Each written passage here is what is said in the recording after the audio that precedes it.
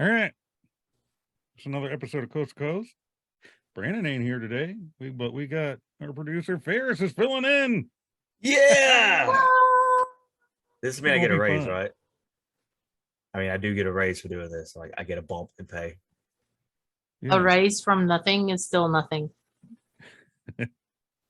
Hey, I was once nothing, and then I was something, and now look at me. We're in a world Optimism. of optimism, positivity. That's right. Hey, Mary, how are you doing? I'm good. Nicholas, how was your day? Rough, stressful. Mm. But I had to take my truck in today to get front end work on it. Luckily, insurance is paying for that, so we have a rental at the moment. Is it a truck or a car? It's a truck. Oh, okay. So like for like. Hey, why don't you do the thing? The thing, like, The thing. subscribe, comment, go to our link tree, go to our Shopify. We got some new designs up now. That's right. Go watch some of our episodes in the past. That'll help too. There's a lot of good stuff back there, back in the back there. I'm gonna do like you now. I'm gonna start. I have this a habit of microphone. doing that. Brandon does it too, though. He does, yes. Absolutely. Dude, what did you think about some of my TikTok videos? Like the flat earth guy. Go watch the TikTok videos. I'm not going to spoil it. Check it out. That's on the Coast to Coast one, right?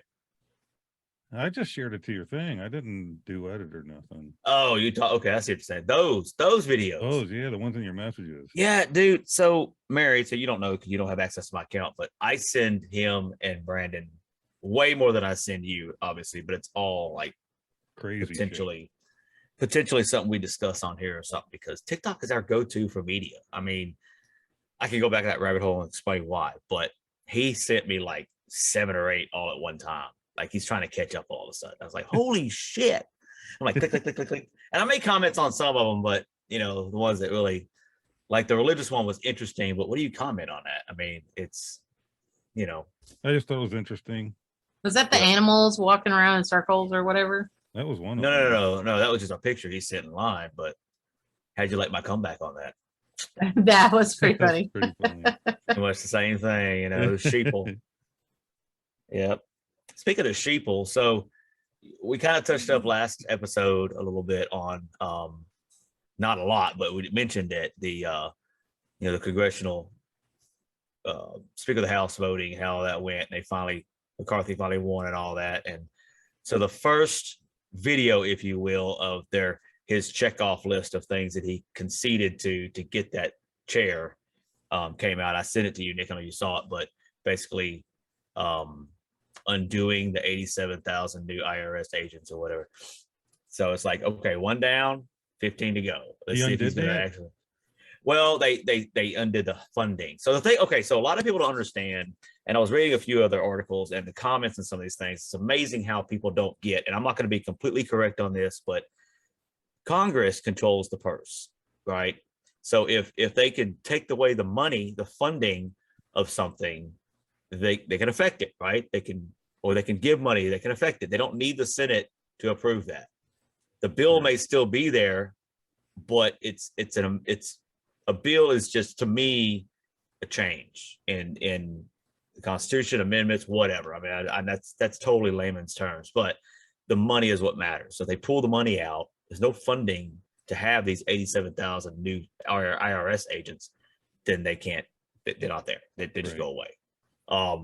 The other things that Senate needs to pass, yes, they need to, and some of those items that he conceded to the 20 holdouts throughout that whole 15 vote fiasco will need the Senate to help. So a little bit of political lesson there. And again, it's not 100% correct. You can go into comments and say, no, you're wrong about this. That's fine. I'll take it. I'm always smarter. But I just thought it was interesting because he actually did one of the items, he said he's going to do. And at the end of it, like right before it loops again, he's like, promise made or something like that. Like he's saying, hey, look, I did it. Okay. Supposed to. Yep. So next is things like term limits and making sure that we have that 72-hour window to read bills before they're actually signed at 1:30 in the morning when everybody's asleep, that kind of thing.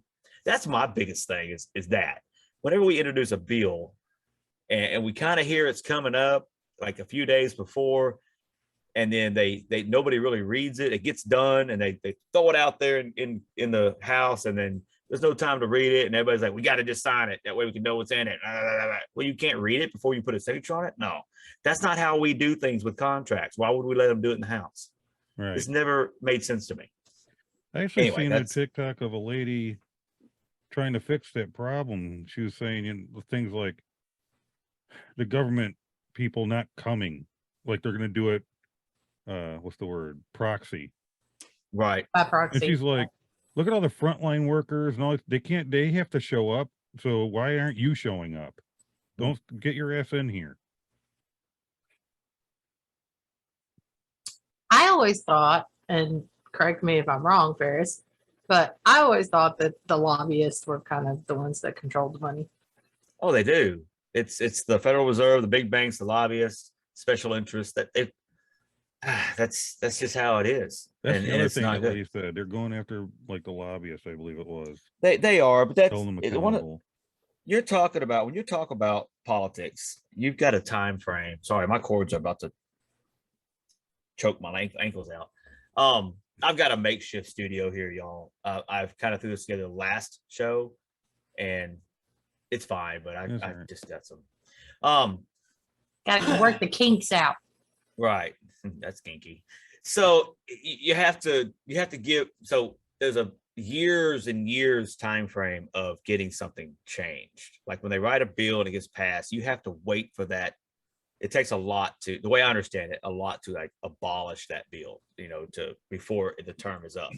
Like there's a lot of bills that only run for a certain amount of years, and then you have to redo the bill. You have to re-sign it. For example, like we had with these stimulus payments over the last 2.5 years of COVID and all that ran out.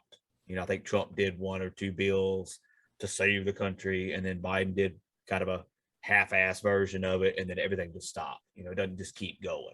Right. And you put a time limit on those so that it can be revisited, because not everything's going to stay the way it needs to be based on the country's needs or the American people's needs, right? So, but the bad part of that is if it's really a bad bill and you've got 10 years on this tenure, you have to, and that within a year, you have to wait 9 years in most cases for it to just stop.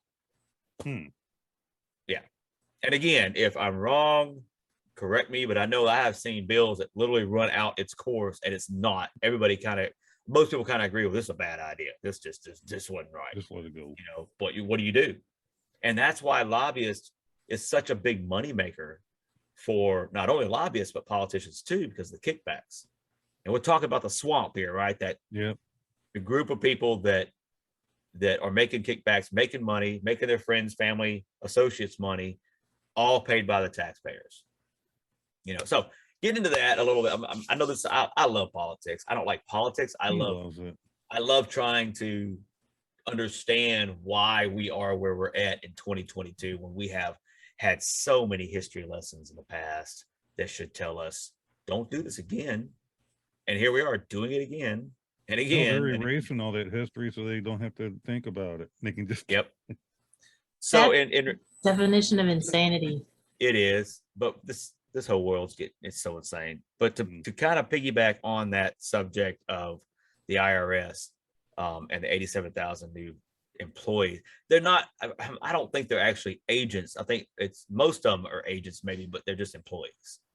That kind of got streamed out there. Which either way, we don't need 87 new agents / employees / members / associates / whatever you want to call them with the IRS. Now, piggyback on that, I saw another video of a Democrat politician.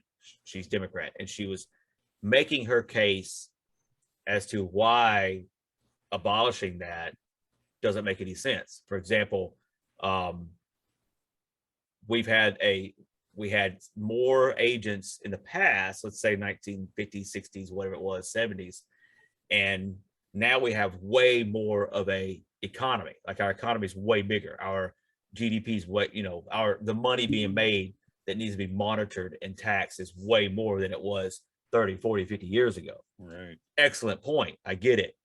But then she goes and she slips up and says, with our voluntary income tax system. And I'm like, oh, voluntary?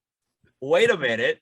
Why are we paying taxes if it's voluntary? I cannot, if it's voluntary, hey, I didn't volunteer to go help out the soup kitchen today. Why do I mean, it's the same thing. And she just kind of let that slip. And I saw 3 or 4 videos on that just today. So it must have happened like yesterday when they were trying to get, they had debates on the floor about it all and everything. But anyway, so across tons of videos. Was it you that was talking about how the House Speaker can decide on who can come in, like public and stuff? Well, apparently so, because for years now, I've seen a TikTok where a lady said, we are getting rid of, they're like moving out the thing you walk through to check you. Oh yeah, the metal detector. Yeah, they said people are going to be allowed to come in again. We're getting rid of this whole. Now I don't know about that. I mean, having metal detectors in a government building. I mean, I probably every courthouse, county, parish courthouse. I put parish in it because we do have parishes, not counties in Louisiana. Anyway, I don't know why we still do. It's not like we're special, but we do. Every courthouse has them. So why not a federal building? Yeah, I didn't have a problem with them having that. I just thought it was interesting where she was making the point of the whole, like Pelosi had it where that was, can't come in. But that was grandstanding. We did that in the mid-90s. I mean, I remember for our senior trip, we went on a 10-day thing and went and saw a bunch of battlefields and Gettysburg and whatever. And we ended up in Washington, New York, and we went to, we actually went to be witnesses to the speaker talking to the House and the Senate. It was boring. That was boring. Well, I mean, I kind of felt like you didn't really need to take out the metal detectors. So why are they showing it? Well, it was to say basically, tear down this wall, back in the 80s. It's a visual extent of making the change. A visual effect. It's dramatic. Right. Okay. It was a dramatic effect. So to say, hey, look, regular people, y'all come on in. We've taken down the metal detectors. There's no blockade anymore. Excuse me. I think if I'm a member of the House, I want to know if somebody's bringing a weapon in, leave those up. Okay. Anybody can come in, but they get past that, they're good. Right. We do it at courthouses. We do it at a lot of, I've been to DMVs that have metal detectors now. I mean, you can't, schools. So my point is, it was all for show to try to get the point across that it's been changed, and I get it. But all you have to do is simply say, hey, we've done away with, only House members and special people can come in here to watch things as they're done. We've been hiding things for years, so now we're not going to hide things anymore. That's really what it's about. Right. We're not going to hide the process. We're not going to thing. Oh yeah, transparency is way better than what we've been accustomed to. A lot of things are flip flopping now. We only have I say we. I lean conservative. I don't think I'd make any kind of secret of that. But the Republicans, and I don't consider Republicans but because conservatives fall in that political party, whatever, I'm there. They only have the House. They only have the Congress, the Congressional House, right? They only have the, majority there. They don't have the Senate. They don't have the presidency. So you're still going to have these struggles where McCarthy, sends something up, and then the Senate just says, nope, we don't know. I mean, in my opinion, it's never really going to get to the president's desk anyway. I mean, he probably wouldn't know what he's reading to begin with, but still, I mean, it's just going to get kicked back for 2 years. 2 years now, it's going to do that. I mean, that's my prediction. And that's how it is every time you've got a split, when you got a third or 2/3 of the governing body being judicial. What's the other one, Mary? Executive, judicial, and legislative. Okay. Right. When you've got a third or two, it's always a problem. I mean, I don't know how many times all 3 branches were one party, but that'd be nice. With how big the government got, there's going to be problems. There's too many people in there. It's huge. There's lots Well, of people. somebody, I forget who it was, but somebody made a comment in a comment thread. What was it? They didn't understand why you had 2 senators in the Senate per state, but you had all these representatives from all the states, and some states had more than others. And I think it had to do with population, maybe size of the state or whatever. And they were being confused and everything. Look, all I can say is, if before you comment on something, whether it's on whatever social media platform, go do your research. Okay, I don't want you to look like an idiot. I've had those moments while I was uninformed, but there are so many times that when I read comments on whatever platform it is, I just want to kind of reach out and start typing. And wait a minute, based on what I know. But then I realized, wait a minute, I don't know everything. I need to research this. If I'm really passionate about this, I want to make sure I know what I'm talking about. Be informed. And you may learn something that you didn't think you knew, and you might, okay, I'm not going to comment on that. I've done that a few times. Like, well, okay, I've done a comment before and then thought about it, and I went back and researched it and was like, oh shit. Yep. See, that the last decade, I have been lucky and I have not done that. I haven't jumped the gun and put a comment in and regretted it, like factually wrong. All I'm saying is, if you don't know the answer, if you're not real sure, you may think you're 100%, but still go double check it, cross check it, and then check it again and say, okay, yeah, I'm pretty confident. Here's my resource. Boom. You know, I was building, and I was talking to Mary a little earlier on the phone about some of this.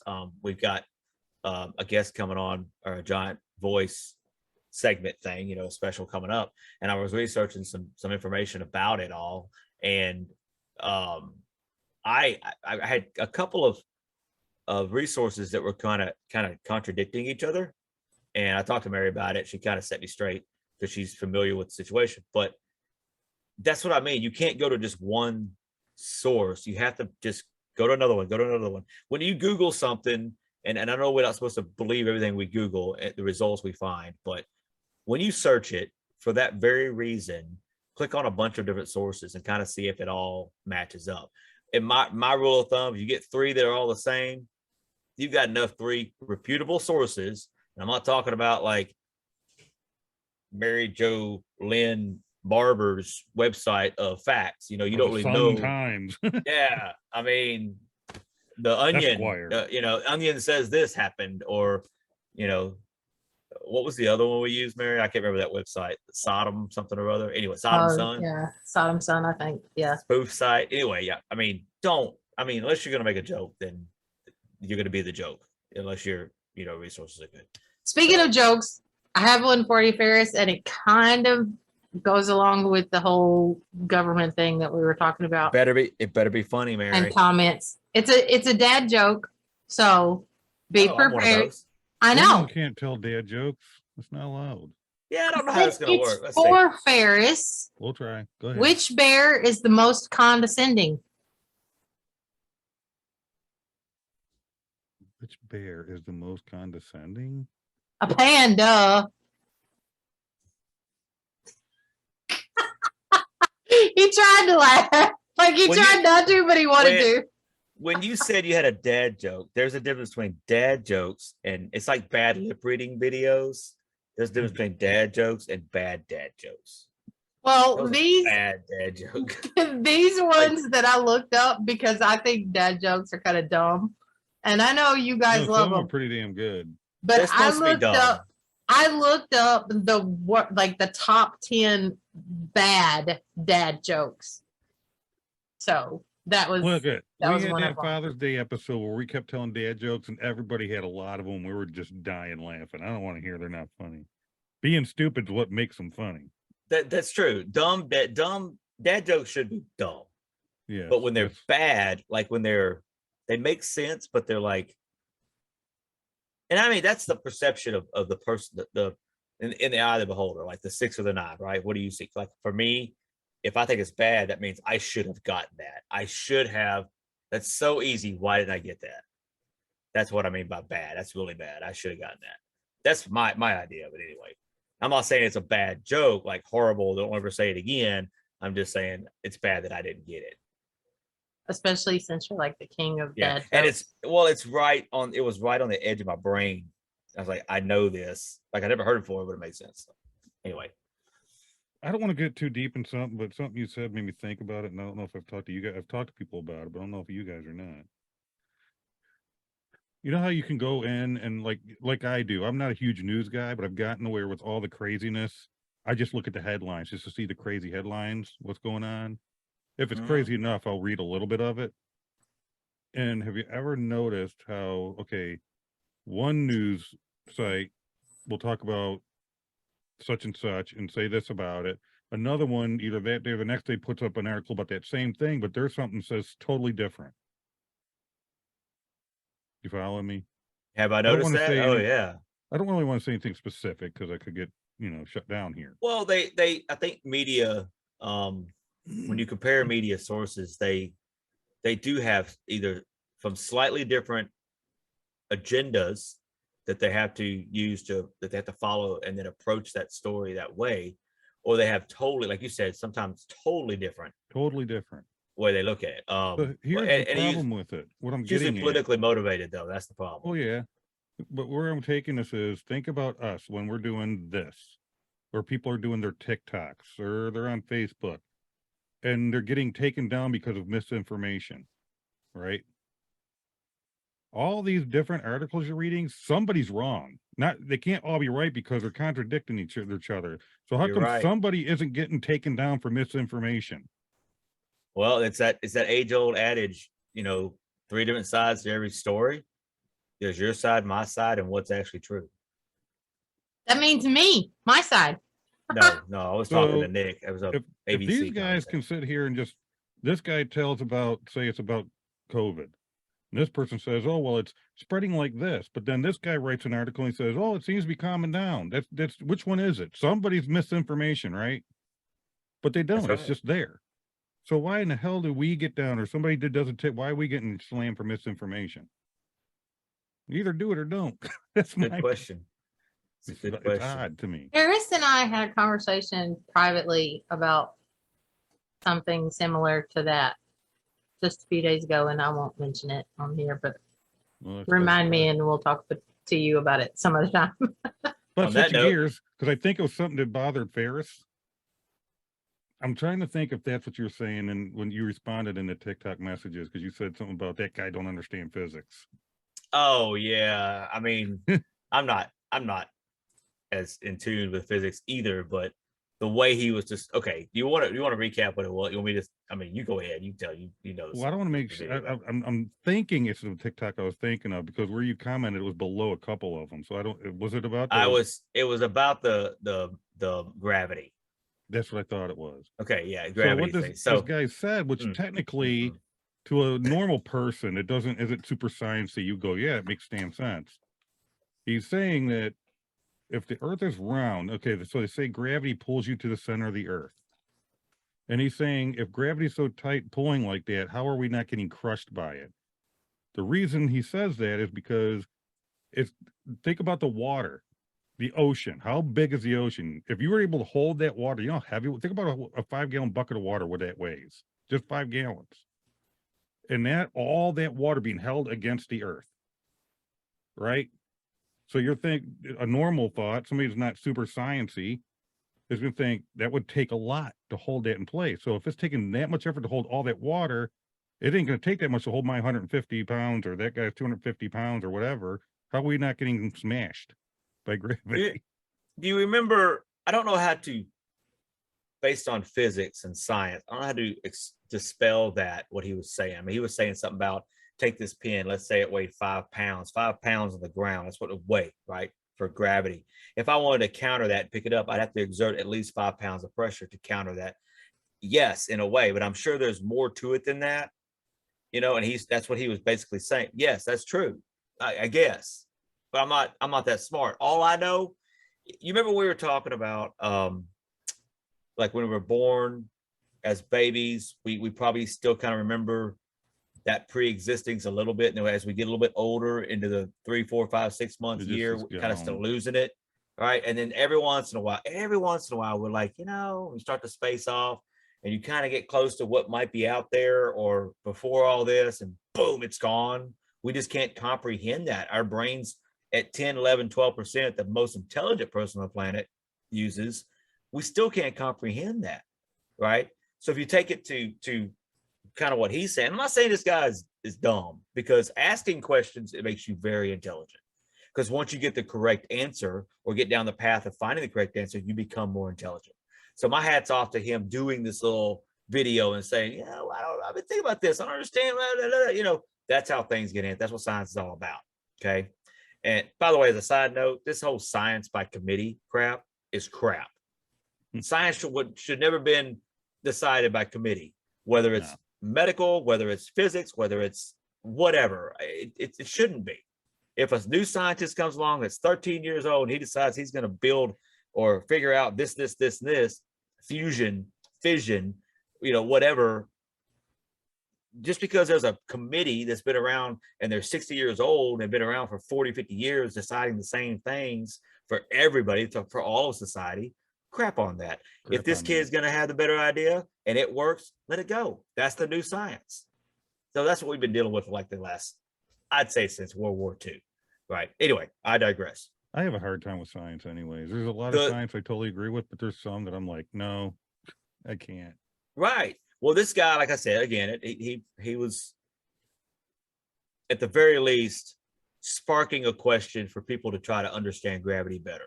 So what he's done, especially with me, is say, wait a minute, there's something to this. He's not quite grasping this. I know I can't. And I did pretty good with science in school. I didn't do anything with it, but I kind of understood it.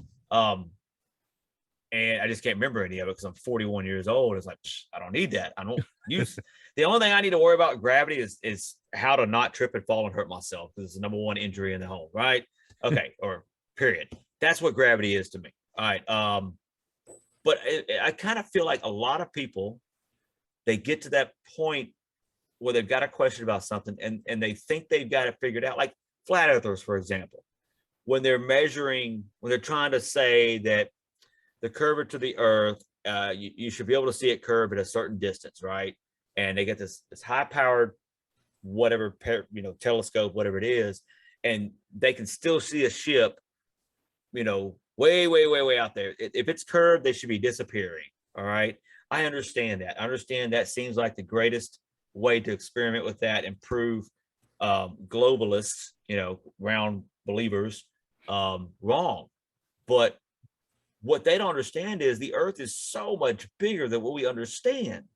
You can try to measure it in miles, kilometers, or time around the earth it takes to get there, but it's so much bigger. Am I saying that flat earthers are wrong? No, because back to what I said before, it may be true. Prove it to me. Prove it without a doubt, right? Prove something without a doubt, and all of a sudden that's the new science. Okay. But right now, I'm going to believe that we just can't comprehend the magnitude of Earth and then space as well. We just can't comprehend it. No. We think what we think is logical is based on what everybody else has told. Like Brandon was saying at one time, science is based on what somebody else tells us, unless we witness it ourselves. If I drop my phone from 5 feet off the ground, gravity's going to work. It exists.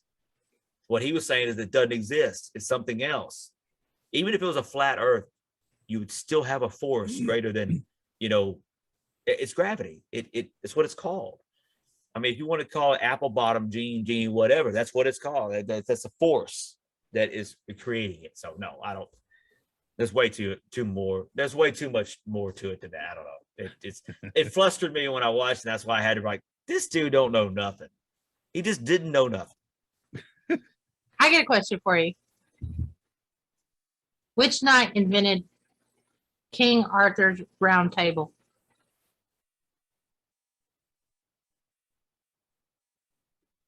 What? Which knight invented, knight as in Knight, correct? Yes. Which knight invented King Arthur's round table?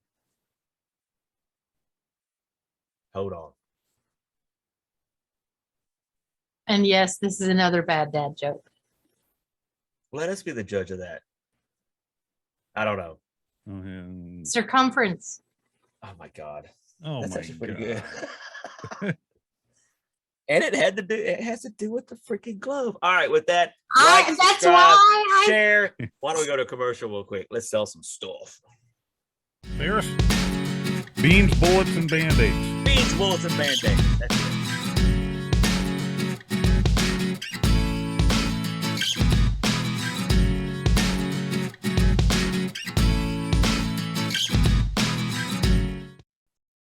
All right. I hope you enjoyed that. Mary left us. She was having her little puppy dog was having a problem. No, that's not true. We talked about this on the break. She left because I'm doing a horrible job. She was sick. Brandon, we need you back. She wouldn't have left. No, she really did have a pet problem. She had to go deal with a pet. Anyway, so yeah. Dude, TikTok. I'm okay. I want to get into this a little bit. I do have something. You asked me on the break. What it is, Mary left really quick because we played a really good commercial and she reminded her, I gotta go spend some money. So that's why. So go follow Mary. When it comes to media and TikTok, and we've kind of touched on, I know I've said it a few times. And when I talk to like the older generation, like my dad, my mom, that range, that 60s, 70s, maybe saying some 50s, you know, some people born in the 70s and the early 80s, like I was, they find this really strange and maybe even scary that somebody like me, and I consider myself somewhat intelligent. I've got both common sense and book smarts. I'm glad for that. I'm not a champion of either side of brain power, but they wonder why I look at TikTok as educational as I do. And I think it's all in the algorithms, right? When you like something, when you follow somebody, when you watch the entire video, when you go inside of their profile and watch more of the same content, those algorithms kind of pick up and it's like, okay, this creates your For You page. These are videos that are like what you are watching. So a lot of my stuff is revolves around what I am into, what I understand. You know how that works. So those of you that don't, for example, if you click on a bunch of dumb cat videos, which I find hilarious, by the way, and that's all you want to watch, that's all you're going to get for the most. You know, you'll get ads and cat videos, maybe dog videos because they're pets. However, they run those algorithms similarity together, and that's what you're going to get. So when it comes to using TikTok as a media source, I tend to see a video. And I want to know if you do the same thing, because we've been kind of molding a little bit with the whole research thing with you and Brandon over the last 3 years. But when I see something, I don't believe it 100% unless it's the horse talking the fact, like a politician at a podium saying it, like I was describing earlier about the, voluntary tax paying kind of thing. That's different. But even then, I'm going to go and say, okay, well, let me find another video from another source and see if it works out. And that's kind of how I treat TikTok. I'm like, okay, this person said this is going on. They did a stitch or they just did whatever and has some graphics in the background. I'm going to go look into it because this matters to me, whatever it is.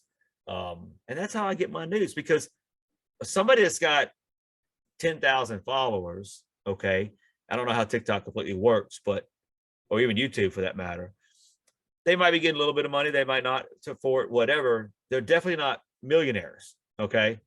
And in my mind, the media is being controlled by billionaires pushing an agenda. And this person with a little old 10, 15, 20, 40,000 followers doesn't have an agenda. They understand either you're going to believe them or not.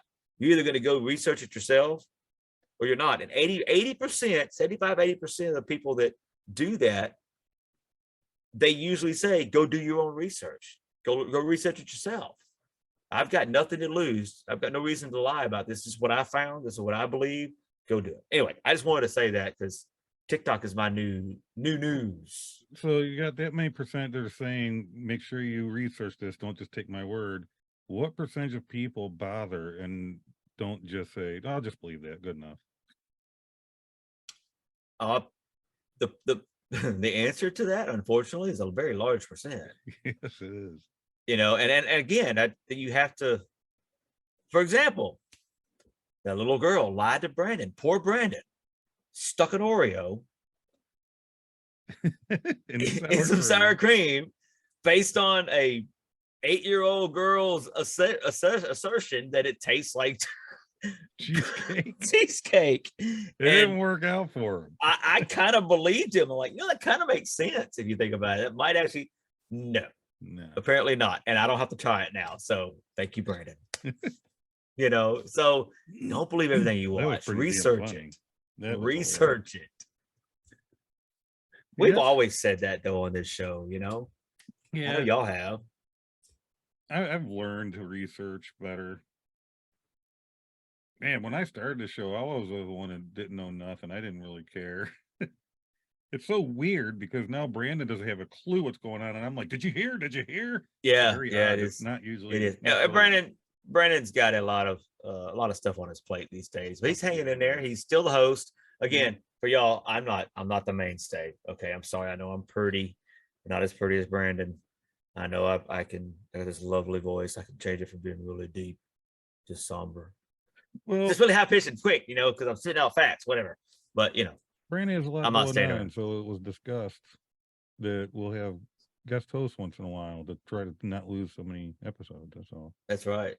And all we do is talk anyway. Y'all are so used to it.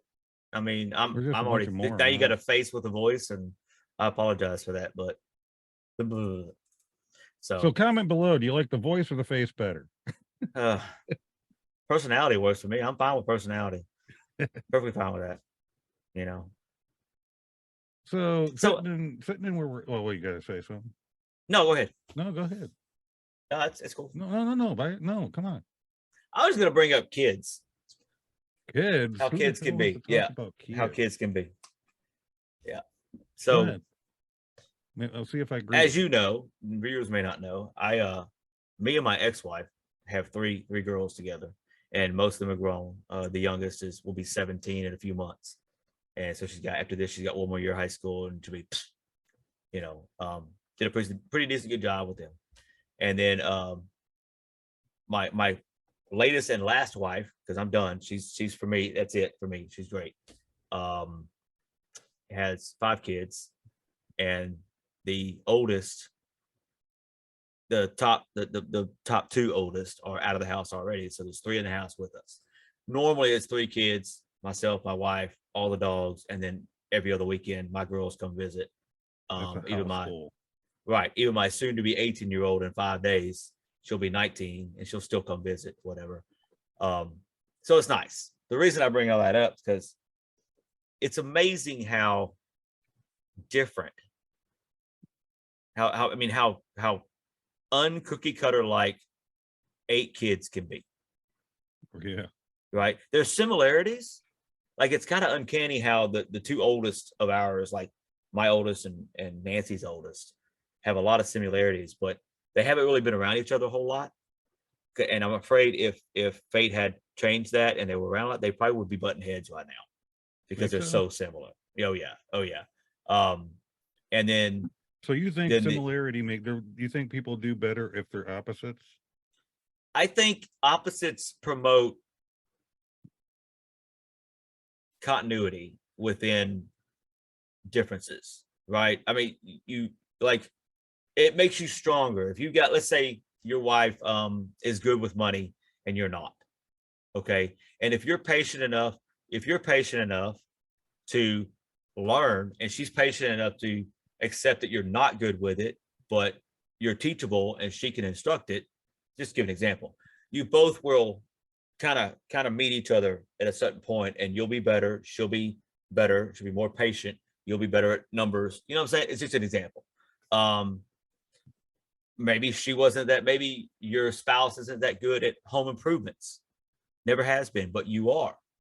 And in order for the spouse, could be a man, not that good, but the woman's better at it. The differences help to kind of bring up your other spouse where it needs to in areas, and then the other, when it's flip-flop, it's a payback. You know what I mean? I'm not a psychiatrist, you know what I mean? Yes. Yeah. The answer to your question, yes. I believe that. I don't know that opposites attract. I think they definitely do, but long term, being so similar to your significant other, your partner, can have its ramifications, just like differences. I mean, some people could be too different. Yeah. It just doesn't work. It's a tough one. Sometimes I see it. Sometimes it almost looks like it depends on what the relationship is, whether you're better to be opposites or not. Like, okay, so if you're in a relationship like man woman marriage type thing, opposites can work because what strengths you don't have, the other might, right? All right. But if you're just like friends, sometimes having being similar is can be better because you can talk and like somebody understands you. You know what I'm saying? Yeah. Oh yeah. You're on the same But wavelength. at the same time, opposite technically a lot of times it is opposites attract. Because like with me and my wife, for instance, think about she's used to living a certain way with her ex-husband. This is how things were with like cleanliness or something, we'll say. And they're very like, okay, cookie cutter. This is like boom, boom, boom. Kids have to eat this at this time. At this time, they can't eat. No, there's all this cookie cutter ways things have to be done.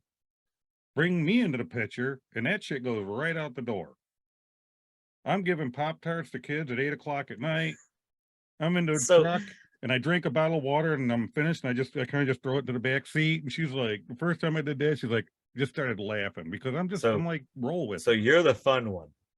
Basically. Yeah. Gotcha. Okay. Sorry, Linda. I didn't mean to like. She's used to it. She's like that now. But when I first, I'm So telling you, that's what happened. I mean, she loosened up around you because you made her feel comfortable. You gave her your sense of humor, and she built on that. That's what I mean.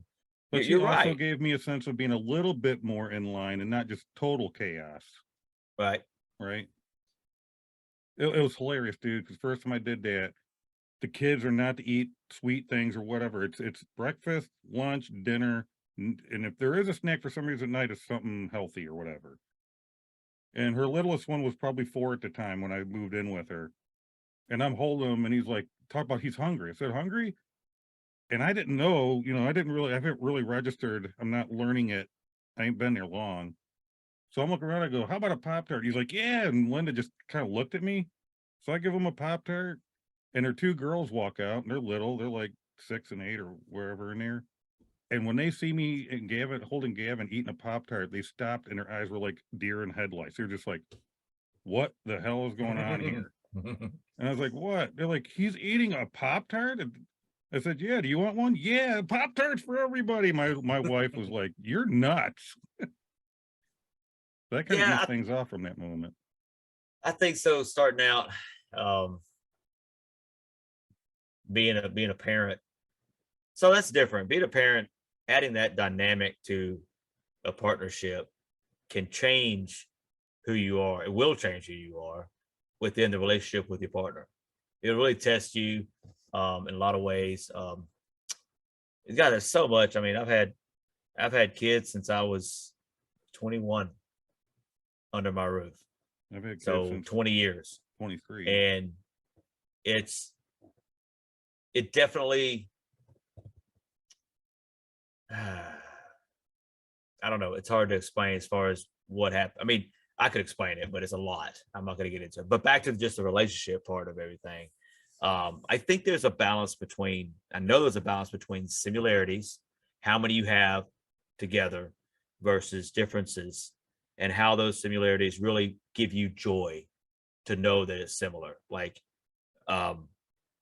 you both agree that a certain kind of home is what you want, whether it's um, futuristic, modern, rusty chic, Western, whatever. There's different styles of home, and you kind of have the same idea.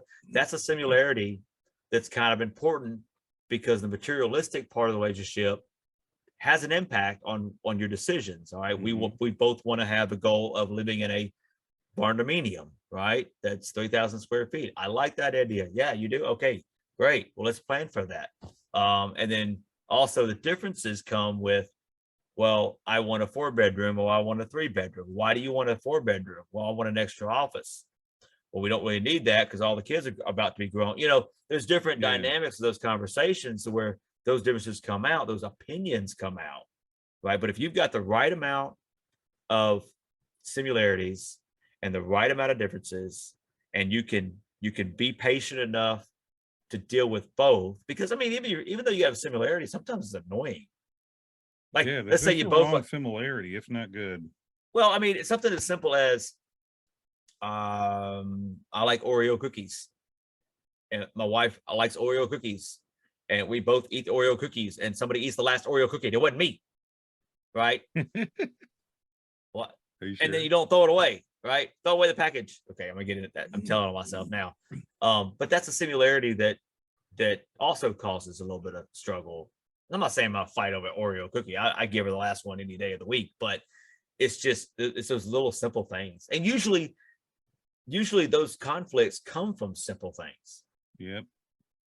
And they recognize the differences as causing those conflicts, but they don't recognize, nobody ever recognizes the similarities that causes those conflicts. You know, like when you're just alike, you butt heads, like I was talking about with our oldest two kids. So that's where I'm at with it. I mean, if you're too similar, it's boring. If you're too different, it's a struggle. You're not made for each other. You don't fit. And I probably should be talking about this till I'm in my 70s, but I mean, We'll I've get got back enough. with you 10 years from now and see if you think the same way. We'll probably still be on this podcast with one viewer, and and we'll be selling walkers and wheelchairs with C2C logos on it. Diapers instead of yoga pants.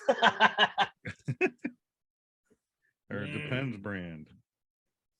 I'm gonna tell you right now, you can go a week with this bad boy on. I'm telling you, this is C2C, and we are full of it. I don't know. I'm just, look, I'll tell you this. I'm glad I am out of that dating crap. Yeah, I mean, I got on a couple of between the ex and my now wife. I got on a couple of dating sites, and long story short, don't do that. If you're watching, don't do that. They have their perks and their benefits, I guess, literally, if you will, but don't do that. And don't. I mean, I get it, because we live in a virtual world. It's all the internet, and it makes it so much easier. We have to work more hours because of inflation, and it's killing us in our pocketbook, and we can't afford to go to bars or clubs or wherever it is you want to meet somebody, a reunion. If you live in Alabama, sorry, no offense. Whatever it is you want to meet your partner at, you can't really do that anymore. So dating apps are the way to go. I get it. And there are a lot of people that luck out. I mean, hell, I met my wife on a singing app where a lot of people treat it like a dating app, but I didn't. I'm done. I was done when I realized things about her and she realized things about me, and it just made sense. And I was done, and I'm glad I'm out of it. I feel so bad and fearful for anybody still out there dating. Hopefully I never have to be in that situation again. Hopefully it feels I fly good right. to be with someone you get along with, you love each other, and it's just okay. It is. Yeah, it does. It does. And that's not without struggle, but no, that's always going to be there. Oh yeah. I think we have that mixture of similarities and differences. And sometimes the differences, like for example, I'm super OCD. Like I'm not like hypochondriac type, whatever. I can live in clutter, but it's always on my mind. Right? It's like, why can't they put this up? Why? There's a place for this. I know, because I created a place for this. Yeah. And it's not there, And then in contrast, she's more, I can't find anything if you put it where it belongs. So, okay, well, I can't, what do we do? Because you want it on the dresser, and I want it in the shed because it's a wrench, kind of thing. No, I'm just kidding. She doesn't do that, but that's more me. I am bad about that, though. I will sit there and kind of give myself a Easter egg hunt with all my tools in the house. I'll put some in the kitchen, some in my office, some out in the shed. So your OCD disappears for the tools. It does, and then but honestly, I can say that I kind of remember where that stuff is at. No matter where I put it, I remember where I put that socket set or that Allen wrench set or hammer or whatever it is I'm using in the house. I've been doing better. I've been trying to keep it all. Right now, it's all in my office because I've been working on my studio and all that. But I'm bad about that. I will do that. And coffee cups, I'll leave those all over the place. That's my two problems. And my wife has never said, she's told me about my tools only because, we have a little one that's 6 years old and he's autistic and he likes tools, and he can't hurt them, but some are things that might hurt him on accident. So that's legit. But she has never said anything to me, knock on wood, because I'm probably going to keep doing it, about leaving a coffee cup out on the porch or on the counter or in my office or whatever. She's never said, why doesn't that end up in the sink?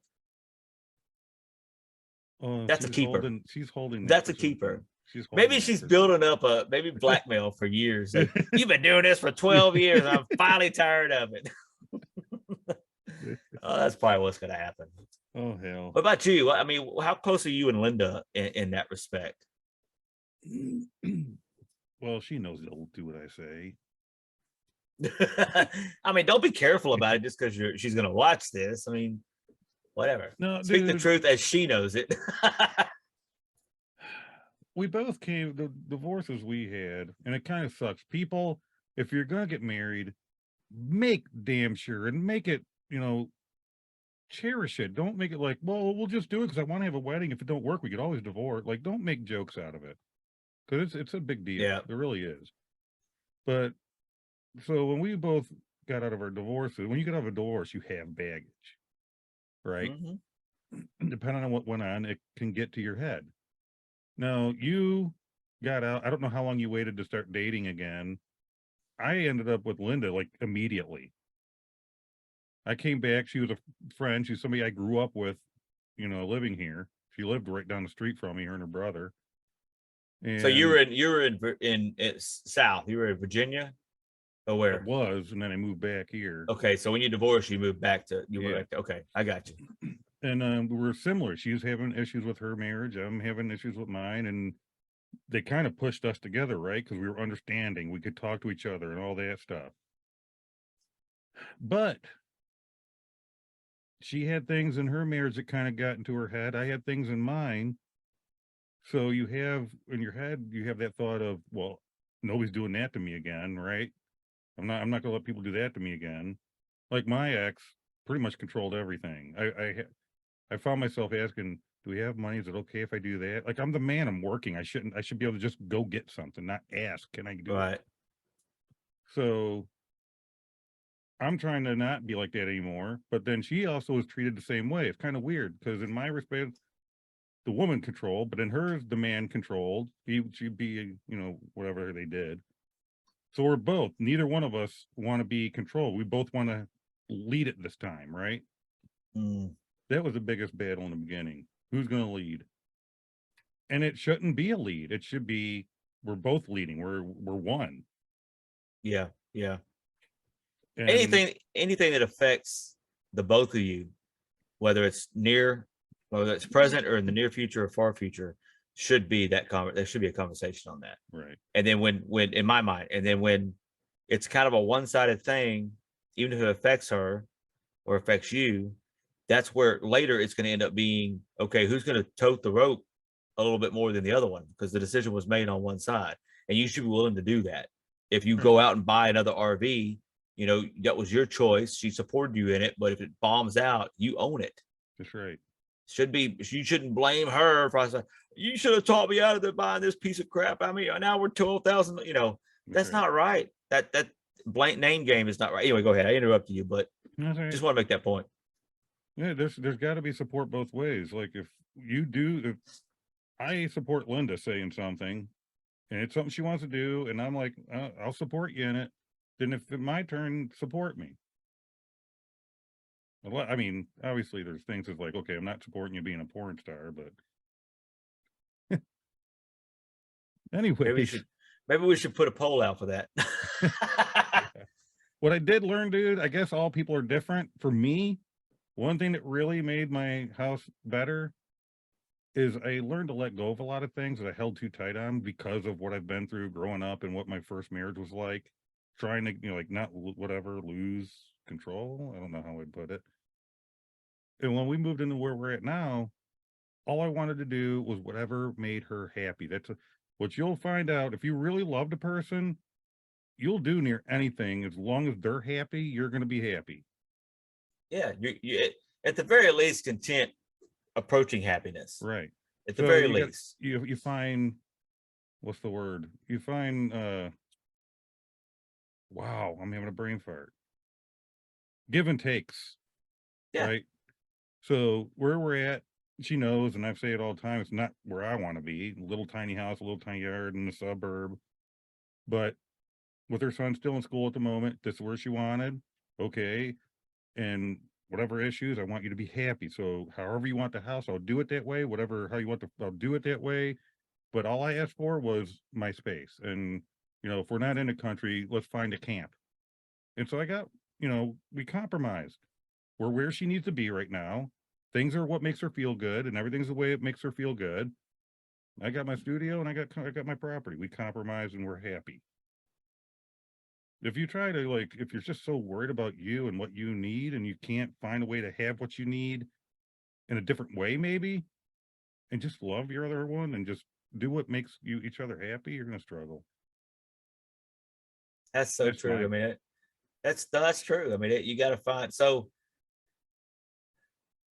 going back to me being OCD, I struggle a little bit with living with several people in the house that are ADHD and have other issues with organization and things like that. And that's not a secret. I mean, from all of our friends online to y'all to people in real life, they see the differences. They know it, but we talk about it because we get the feedback from people that might have the same experience of what they end up doing.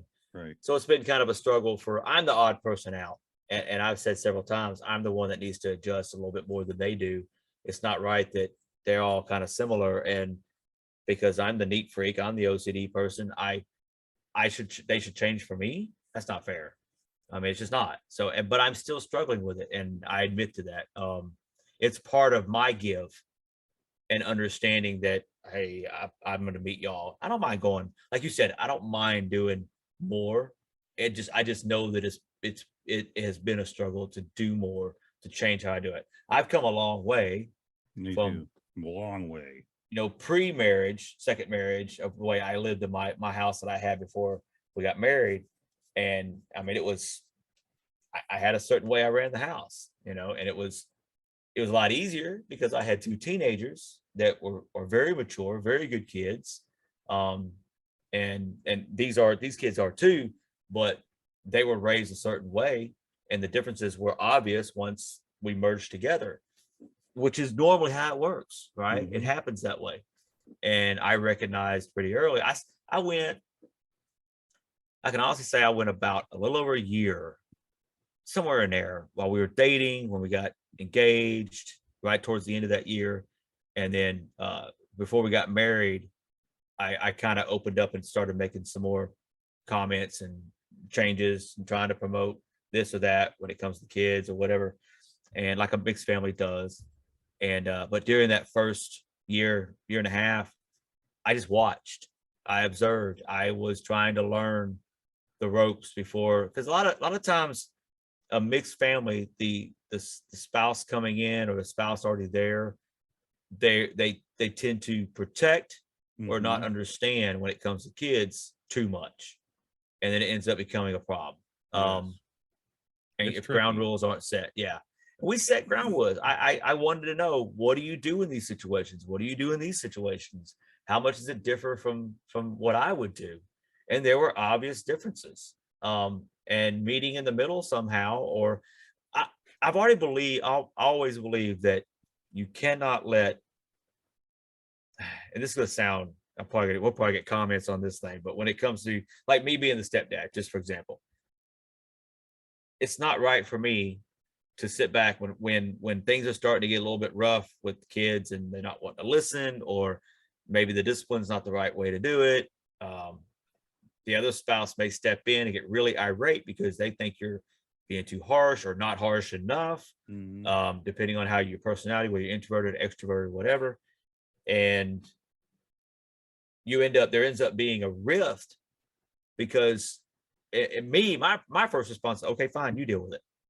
They're your kids, you deal with it. but then that's when you lose ground. You know what I Yep. mean? You lose, not only do you lose ground, but the biological parent loses ground, because now they've got to go back and do the work that they were having help with all by Well, themselves. it's tricky because I was a step parent. Both my marriages came with kids already. So my first kid was a step kid. 3 of them. No, 2 of them, I mean. 2 step kids. And then I had my 2. Then I went with Linda. She had 3. And the first one really ain't in the kids, honestly. She's not real parent. So if I did anything, if she didn't have to, kind of type of thing. You know what I'm saying? Anybody wants to raise these kids so I can do my thing, go ahead. But so with this, Linda loves her kids. She's very protective of her kids.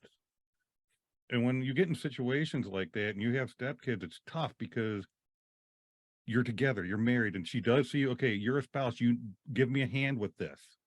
So if you're not doing anything, then it's getting irritated. The kids are rambling, could you help me? But then there's also the fold of, if you don't know how to do it, or depending on how defensive they are of their kids, and you do step in to help, but you don't do it right, then you're in trouble because you are doing it. You know what I'm saying? Like in the beginning, if I was to get upset and say, you can't, like, get loud, you cannot do that, it'd be, don't yell at the kid. Don't yell at my kid. But then if I'm not doing nothing, I'm on watching the game or on something, and the kids are all over the place, and it's like, can't you just help me with the kids? It's like, you can't win. Yeah, it's so in that scenario, when a parent, biological parent, says, "Don't yell at my kid that way," in front of within the situation, like right there, 2 things going on both sides for me. One, devil's advocate here. One, the parent saying that it's just trying to defend their kid. They're just trying to protect. All right, and I've been there myself. I have a stepdaughter from the previous marriage that I still call my own, and because I was there since she was 2, and then our 2 biological daughters. And I tried so hard, extra hard, to make sure that they were not treated differently.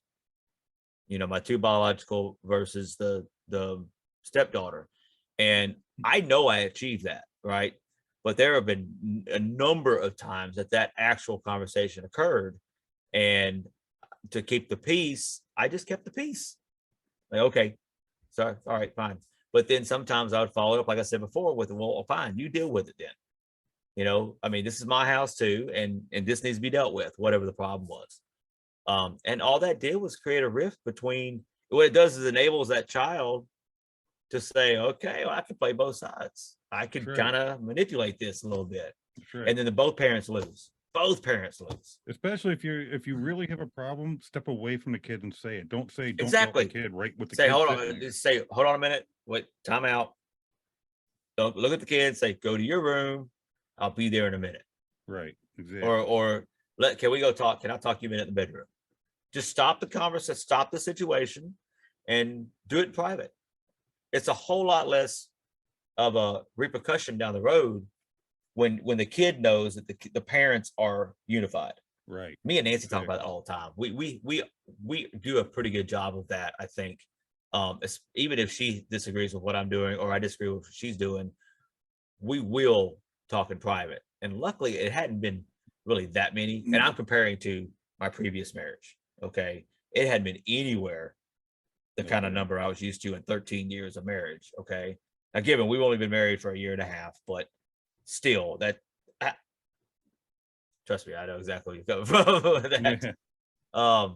We've gotten better though. There's one point where it started figuring it out and loosening up and whatever, and it was like, look, our kids are our kids, right? My kids are her kids are my kids.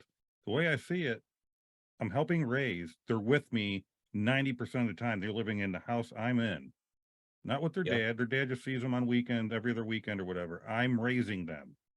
I go to work, I bring home money, and it pays for what they're using, right? So, I'm a parent, whether it's a step or not. Even if you were a uninvolved, how do you say that? Not involved father figure. Like all you did was work out of the house, come home, drink your beer, go play video games, watch a little TV, and go to bed. You had no interaction at all. You are setting an example for whatever adolescents in that house just by not even interacting. Right. Okay. And that alone, that is bad. That's not good. So there should be encouragement to the opposite spouse. Say, you know, I want you to be involved, even if you make mistakes. We'll get through those mistakes based on my opinion of how to raise them. But that person needs to understand, every person understands their opinion may not be the right way to do it. Just because you've been doing it forever doesn't mean it's the right way. And I'm guilty of that too. What worked for my kids based on the way that me and my ex-wife chose to raise them doesn't necessarily work for me anymore with my new wife. Well, they were already sustained to a certain way with the other parents. Right. Right. And there's been some baby steps that have, I'll be honest, baby steps in this house actually works way better than big leaps, like demanding that a change happens. And I think that's true more times than people like to admit, that you have to take a day, one day at a time, And I think constantly that's work on it. partly where I had a problem.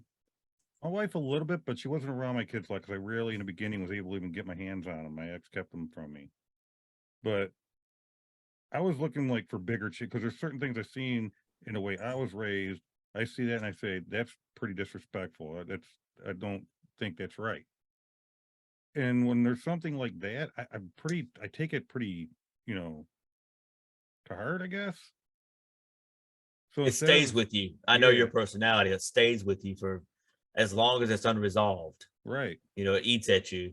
So yeah, it made it hard to do the baby step thing, which is really what you need to do. You can't just jump in something like that. But you live and learn, man. Everybody's different.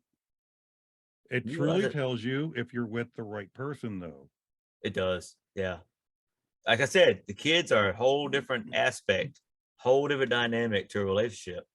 And if you can survive that for years and you and your spouse, your partner are still pretty good, still really good, where anywhere in that realm, you did it.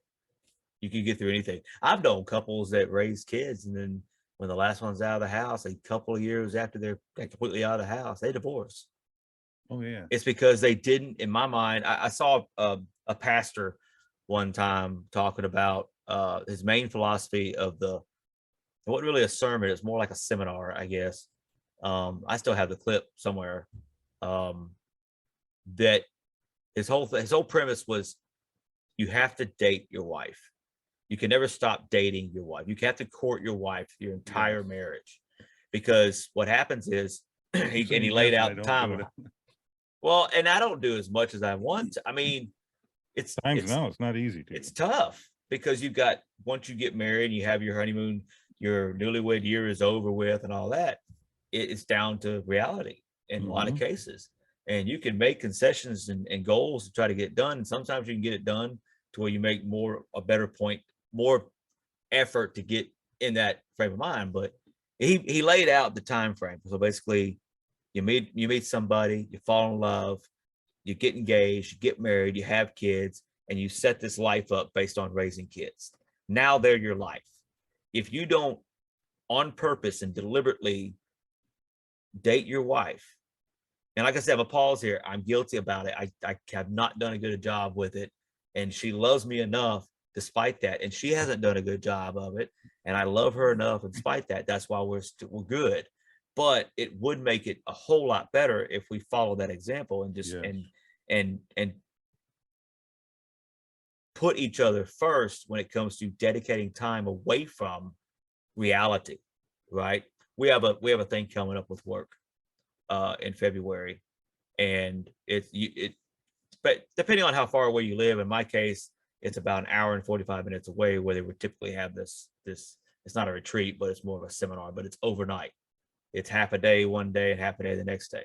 And you can stay in a hotel instead of driving that distance, and I probably will. That's a good getaway. Yeah, that's a great way and that spouses are encouraged to attend, because they have a meet and greet the night of. Like, you go into the meeting at noon, you have some meetings, some seminar stuff, and then by 4 or 5 o'clock, you're eating dinner, and then after that, you have a drink meet and greet, right, up until 10, 11 o'clock. and spouses have come, attended it and all that. I've been with this company for 15 years and been to about 12 of them. So anyway, it's a great way to take advantage and get away, even if you just sit around a hotel or the pool or whatever. That 8, 9, 10, 13 alone time, hours of alone time is super valuable when you haven't had a chance to date your spouse. And if you date your spouse, then what happens is by the time the kids get old enough to move out, they're no longer just the project, right? Because that was the project for 18 plus years. And now you've still maintained that courtship with your spouse, and you're good. Now you can live with each other. Right. But a lot of times couples they do that project, all the kids are gone, and what do we got now? We got nothing. It's too quiet in the house. I don't even know who you are. I've not learned who you are. You haven't learned who I am. I know some people, I won't mention names or anything right now, that they're the type of people where, like, the lady does not want the kids to leave. And it's probably because of something similar to that. Like, once they're gone, then what? It very well possible. I'd love to see a stat on that. I mean, depending on the university that did the study, I don't trust them all now. See, me and Linda got a plan once our kids are all out. So see, that helps another too. thing. If you have a plan of, okay, when the kids are gone, we're going to do this. Yeah. You have something to look forward to. That's true. That helps too. Yeah. Linda, we kind of have a, if I could remember this conversation longer than a half hour before we get off of here, I'm going to court you more often. There you go. There you go. He means it. I'm gonna hold him to it. I do mean it. I just can't forget. That's all. Man, you realize it's about that time. It always is. Always is. Always. I mean, down this side of the fence, I can see now. I mean, it felt like it was 20 minutes. That's what I'm saying. You viewers and listeners out there, y'all gotta understand. We do this on a regular basis off the air. I mean, we have conversations all over the place. Oh yeah. We're not just, we're not just owners of the company. We're members too, kind of thing. I'm gonna grow my hair out. You remember that commercial back in the 90s? I'm so not y'all the gotta owner. understand. I'm a customer. I'm also a client. Yeah. Chia. And it was still kind of bald though. You remember it was still kind of like in progress. It was like, yeah, dude. Do that commercial after it don't look like plugs, all right? That's right. But yeah, we have all these conversations that are they're not exactly the same as when we hit record, but pretty close. So hope y'all enjoy it. Hope y'all enjoy this show. That's what makes this difficult, because sometimes we get on something and you just don't pay attention because it's no, you don't. You're into it. You don't. Now, I don't know how many relationship conversations you and Brandon have had. Not really many. On the show, not really, no. Dude, this is the 4th season, episode, 2 now? 2. And we have, God, there's so much out there. Tons. So much out there. If you're new to the show, if this is the one you actually watch, go back and watch some. I mean, it'd be cool to kind of do a list of our favorite, maybe top 10 episodes. That's a good idea. Of the first 3 seasons, and just it would be hard to do because we watch them, but if we could, we should do that and see, like, okay, you on your own, you pick your top, say 3. I'll pick my top 3, and then we see how far off everybody is. I honestly think that like I'll take season 2. Mary can have season 3 because it's super short, and you and Brandon can tackle season 1. Yeah. I've already me and Mary. One of us can tackle the first up the damn pilot. Look, the only reason I say that, and I'm saying this with all the respect in the world, me and Mary and another admin, this already went through season 1 and most of season 2. I'm not doing it again. Well, I don't know. There may be a reason why I do it again, but I would rather you and Brandon do that. Okay, y'all need that the taste of season.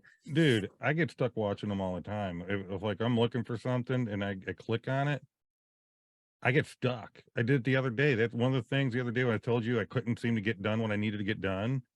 I got stuck on an episode and I got lost in it. It happens. It happens. Oh, one more thing before we go. Okay. And I swear I'll take just a couple minutes. I guess we're gonna talk about this off the air, but I'm gonna do it on the air anyway. So I'm on LinkedIn, right? As a lot of people are. And I just do that because with my company, there's a lot of updates that come through there. And you get to meet other people in the same industry and within your company that you wouldn't never know normally. Because there's a lot of people in my company. And but anyway, for the last, I don't know why I haven't told you or Brandon this, but for like the last 3 or 4 months, I've been getting just, it's like an algorithm based, but I've been getting a couple of actual people wanting to know more about or give me more information about producing, right? Because I've got that I'm a producer for a podcast, right? Which we just have fun. I mean, it's not like we make millions of dollars. It's just, it's a job, but it's more of a hobby. And every time I get another hit, especially somebody that's sending me something about a job potential or whatever, I'm like, I make too much where I'm at. I can't leave. I have to stay where I'm at. It's too fulfilling. It's too fulfilling. What keeps me, you know, not doing it, obviously entertaining it's because I have a day job, right? I've got 2 small companies that I run on the side too, and then I have this for fun. I don't want to do this full time. I know how hard it is. If anybody's ever produced any kind of either TV show or podcast, there's a lot of work behind it goes into it. I want it to stay fun. You know, I don't want it to be I gotta go do this and I can't be, no, I don't want to do that. So I enjoy it, man. That's not my pitch to get more money because I already tried that several times. Y'all refuse to give me a raise. So we don't do raises here. We don't do raises. We don't do paychecks here. I mean, we don't even do company lunches. Okay. So anyway, I had fun, man. This is good. You did great. See you again Thursday. Yeah. Yeah. We might have a little more content Thursday. Mary decided to jump back on as we're saying goodbye to the people. Hey, Mary. How's the puppy? Well, apparently he went somewhere he shouldn't have gone because Joseph and Owen brought him in here and he had like 1,000 fleas on his chest. Oh. Yeah, and for an inside dog, that's pretty curious. So he went to the doggy brothel. You never know what you're going to catch at those places. Nick said he wanted to talk about STDs. So STD acronym in dog's world.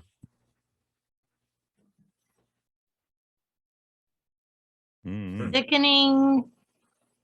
I see. I stopped thinking. I don't want to hurt myself. Don't hurt yourself, man. No. Like Nick said, you're just in time for us to say goodbye. The thing, you know. Like, share, subscribe, comment, tell us we're stupid, right. Tell them they're stupid, give us some ideas, share with anybody that you think might enjoy our stupidity, and please check out the link tree. We've got some cool stuff. We literally have like we don't care. Okay, we're just a bunch of people that we just get on here and record. We're just having fun. Yeah, I mean it's one of those things. So if you relate to what we're talking about, just tell one friend. That's it. Yeah. That's all you gotta do. Maybe 2, but we only require one friend. That's right. It takes 2 seconds to copy and send, or just send. That's right. And if every one of our customers did that, we'd have 2 people. See, it's the double effect. We just double it. We did every episode would double it. 2, 4, 8. Yeah. Now you 2 each get 1. Now you 4 each get 1. That's right. Pyramid scheme. Here we come. With that, we see you later, folks. Come back again. We'll see you soon. Later.